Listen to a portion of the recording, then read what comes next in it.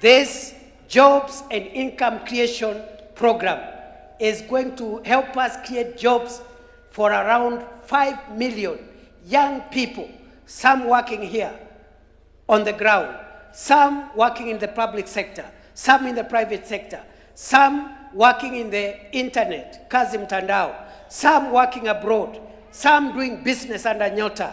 That is how you empower and transform the young people of a nation. Vijana hoye! Vijana hoye! Mimi najua aspirants wengi hapa ni vijana. That is what your party, UDA, believes in terms of empowering young people. Rais Ruto aendelee asiendelee? Aendelee namna hiyo? Very quickly, infrastructure. Infrastructure, barabara zilikuwa zimekwama.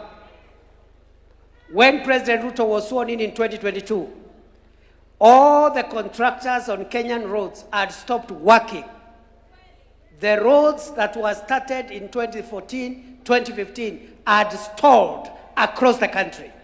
Some of them stalled in 2018, others stalled in 2019, others in 2020. By the time President Ruto was sworn into office, we had pending bills owed to contractors of 190 billion Kenya shillings. President Ruto has paid all the pending bills for all the contractors, and therefore I can proudly confirm to you that all the stalled roads, the contractors are back. If they have not arrived, they are on the way, and those roads, we have enough money to build and complete them, a total of 6,000 kilometers. So our roads program is back. Electricity, in 2022, we had 8.8 million households connected to electricity. We have added an additional 1.3 million households in the last 4 years, and today we have 10.1 million households that are connected to power. Ni two terms. You have seen what the president has done around the Hustler Fund to bring financial inclusion. 7 million Kenyans who were listed and CRB blacklisted, today they have been removed from the blacklist the way we had promised in 2022. There is now Hustler Fund, which has been enhanced to give loans up to 150,000 shillings without logbook, without security, without collateral, as we had promised during the campaigns. Ni kazi si kazi. Ni kazi si kazi. The national savings, and listen to me on this one. When UDA government took power, the amount of money we had saved at NSSF was 320 billion shillings for 62 years. 320 billion shillings, 62 years.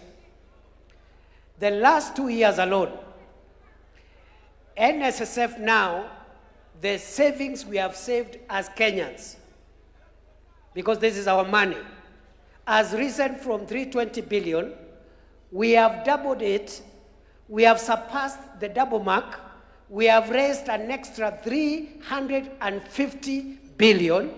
Today, NSSF is sitting on reserves of pension of 690 billion shillings. That figure is going to help us, because we will reach 1 trillion in the next few months. That is the money that government will borrow to do high return infrastructure or infrastructure projects with high returns, so that we stop borrowing money from overseas. We must redeem our country from the indignity and the embarrassment of having to borrow money around Because the money we get from World Bank, the money we get from overseas partners, it is money that has been saved by citizens of other countries. That is the money they loan the World Bank. The World Bank loans us that money. We will borrow our own money and remove Kenya from the shame of relying on foreign money. We are on the road to freedom. Say freedom is coming. Say freedom is coming. Say freedom is coming. We are on the road to freedom. I want to end my remarks by saying this about the future. First, we have done a good job. We are the first party in the history of Kenya that has governed using a manifesto and is following step by step, chapter by chapter, paragraph by paragraph, sentence by sentence, to make sure we implement that manifesto. Ni kweli si kweli? Si ni manifesto yetu. You will get a copy of our manifesto. The president is going to speak to that. You will also get the progress report, ama scorecard. So utakuwa na manifesto, what we promised and what we have achieved, so that you know what is remaining. So the president has led us to think about the future. And we have reflected on the future.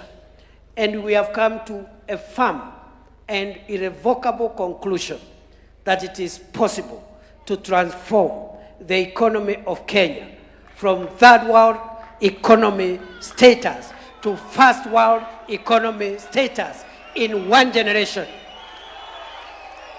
Let me repeat. The president, who is our thought leader, has helped us to envisage a new Kenya. We have come to the firm and irrevocable conclusion that it is possible to transform the economy of Kenya from third world economic status to first world economic status in one generation. And that's why Kenyans must be very, very firm and refuse any policy disruption that can roll us back.